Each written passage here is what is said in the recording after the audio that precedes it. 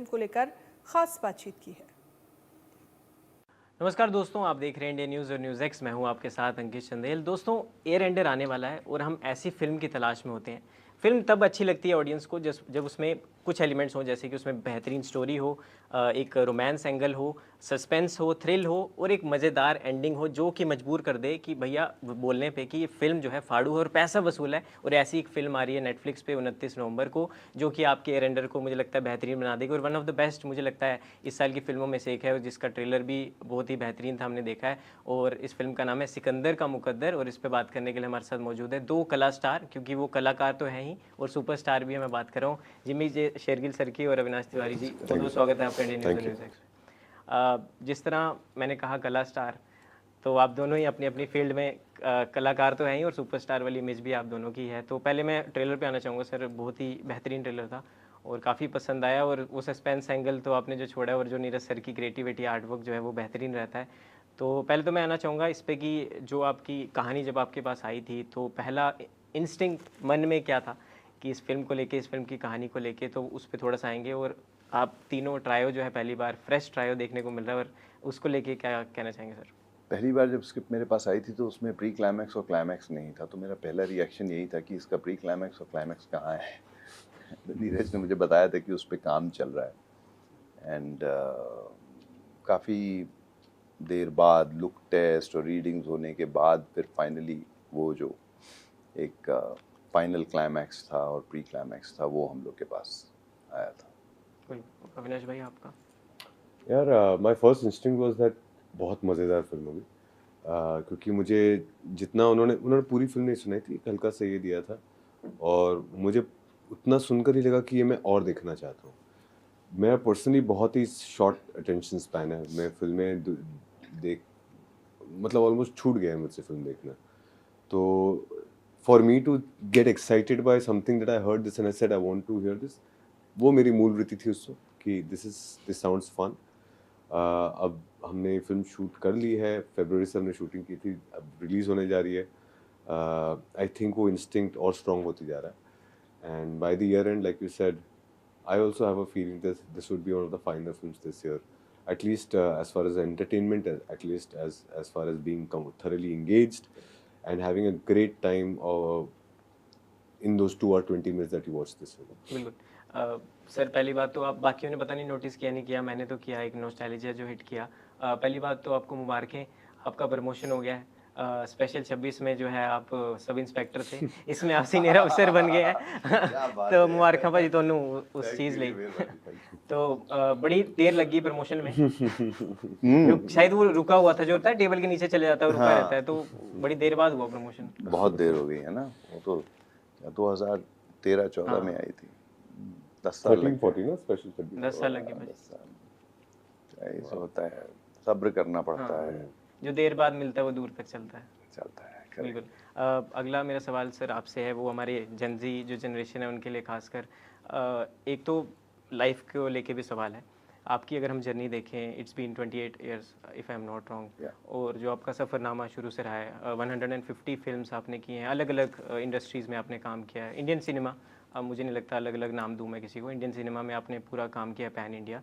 So sir, एक हमारे जो जितने भी यंगस्टर्स हैं जो आगे बढ़ना चाहते हैं, इंडस्ट्री में काम करना चाहते हैं, तो उनको वन पीस ऑफ एडवाइस जो आपको दें, क्योंकि अविनाश भाई भी सब इससे रिलेट कर पाएंगे हम, कि आगे आप किस तरह देखते हैं सफ़रनामे को?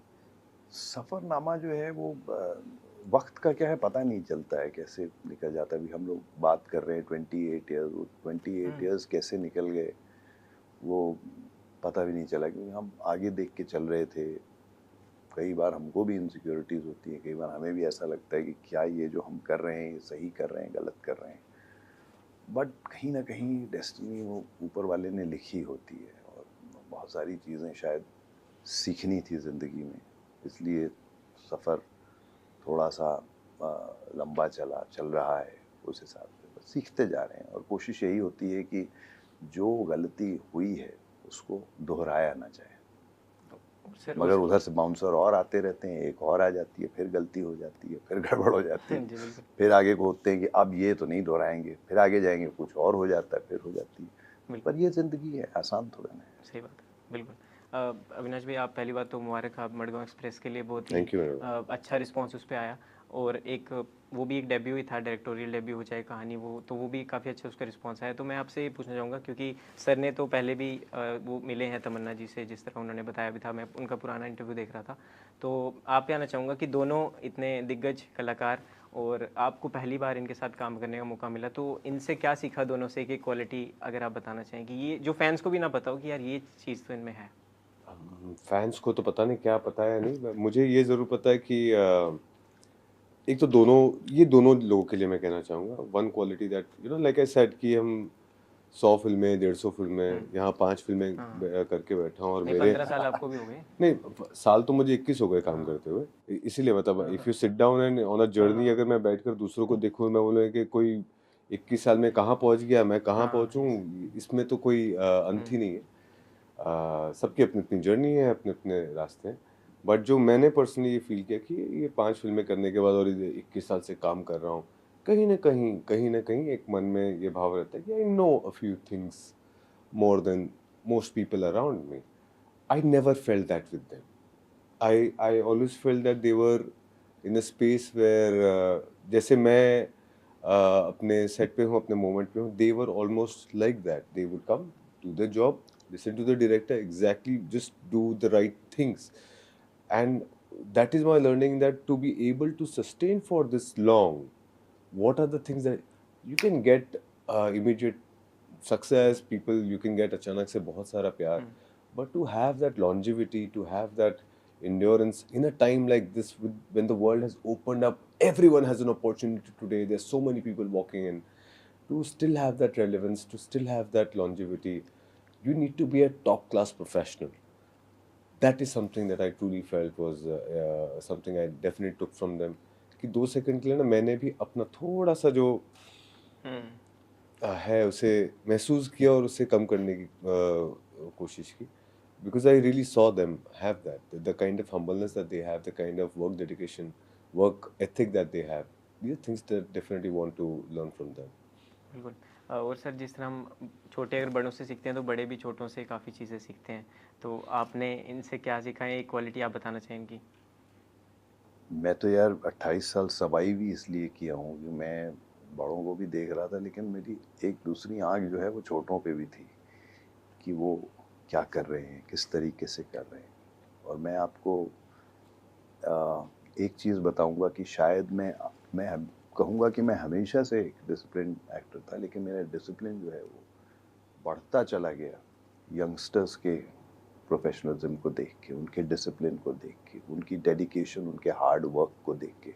तो मैं आज ये कहूँगा कि शायद मैंने उतनी मेहनत उस वक्त नहीं की थी जब मैं नया इस इंडस्ट्री में आया था, जितनी मैंने अब करनी सीखी है पिछले 10-15 सालों में। जब भी कोई नया आ रहा था, मैं उनको देख रहा था, उनका डेडिकेशन देख रहा था, उनका सारा कुछ देख रहा था, और इट्स अमेजिंग टू सी कि किस लेवल पे वो काम करते हैं, वो सारा कुछ है। और उसको इम्बाइब करनी, क्योंकि वक्त जो है वो बदलता रहता है, वक्त के साथ अपने आप को भी बदलना पड़ता है।